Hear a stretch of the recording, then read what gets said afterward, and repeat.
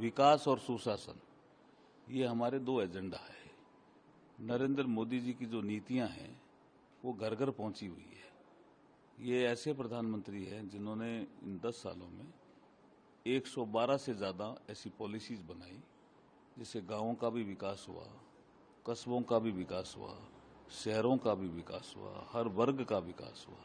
हर वर्ग ने ऐसा महसूस किया कि हमें बहुत शानदार प्रधानमंत्री मिला है, देश की सीमाएं सुरक्षित है और आंतरिक जो असुरक्षा थी देश में उस पर भी कंट्रोल किया, जिसमें नक्सलवाद, अलगाववाद। तो इस तरह के जब प्रधानमंत्री जी ने काम किए हैं तो वो सब धरातल पे पहुंचे हुए हैं जी, और उसके आधार पर ही हम चुनाव मैदान में। इस पर जो है बीकानेर की कौन कौन सी मूल समस्या जिसको आप प्रयास करेंगे? देखिए, वो तो रिजल्ट आने के बाद जो मैं प्रेस कॉन्फ्रेंस करूंगा उसके बाद आपको बताएंगे। लेकिन बहुत से ऐसे क्षेत्र है, जैसे अब सेरेमिक क्षेत्र है, सेरेमिक क्षेत्र में काम हुआ है, गैस पाइपलाइन का काम चालू है, लेकिन जैसी गैस पाइपलाइन आएगी तो बीकानेर तो सेरेमिक हब बनेगा। अब पोटास हमें मिला है, उस पर पिछली कांग्रेस की सरकार, देशो गहलोत जी की सरकार ने कोई काम MOU और उसको लेकर के ज्यादा किया नहीं, इंटरेस्ट नहीं लिया। अब हमारी डबल इंजन की सरकार बन गई है और डबल इंजन की सरकार के कारण जो MOU में तेजी आई है, ग्लोबल टेंडर हो गए हैं, हमने MMDR एक्ट में अमेंडमेंट भी कर दिया है। तो आप देखना पोटास के क्षेत्र में जो फर्टिलाइजर के कारखाने लगेंगे तो इस क्षेत्र में जो इंडस्ट्रियलाइजेशन होगा वो अपने आप में अद्भुत होगा। ये लूणकंस और डूंगरगढ़ का क्षेत्र है और भारतमाला भी उधर से जा रही है, जो अमृतसर से जामनगर जा रही है, सीधा हम एयरपोर्ट से उसको कनेक्ट कर रहे हैं या सी पोर्ट से।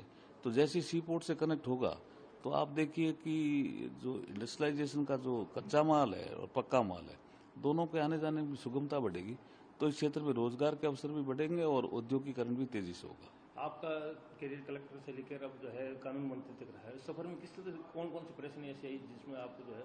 अब सब परेशानियों को सकारात्मक दृष्टि से देखते हैं जी। हम नकारात्मक पॉलिटिक्स के हम पार्टी नहीं, हम सकारात्मक देखते हैं। हम अगर कोई गलत काम हुआ है तो उसको हम सुधार देते हैं, और कोई पीछे की बात हुई हो उसको दिशार देते हैं और आगे बढ़ते हैं। अशोक गहलोत ने बयान दिया है कि यदि बीजेपी सरकार आएगी तो संविधान का जो है पूरी प्रोसेस जो है अस्त व्यस्त हो जाएगा। ये भ्रम फैलाने में लगे हुए हैं ना। देखिए, मैं आपके माध्यम से कहना चाहता हूं, नरेंद्र मोदी जी जब गुजरात के मुख्यमंत्री थे, ये एकमात्र ऐसे सीएम रहे हैं, आप पूरा हिस्ट्री उठा के देख लेना, कांग्रेस के भी सीएम बहुत रहे ना, 52 से लेकर के। संविधान के जब 60 साल पूरे हुए तो ये एकमात्र सीएम थे, 2010 की बात है, सुरेंद्रनगर में हाथी पे संविधान को रखा, हाथी पे, खुद पैदल चले।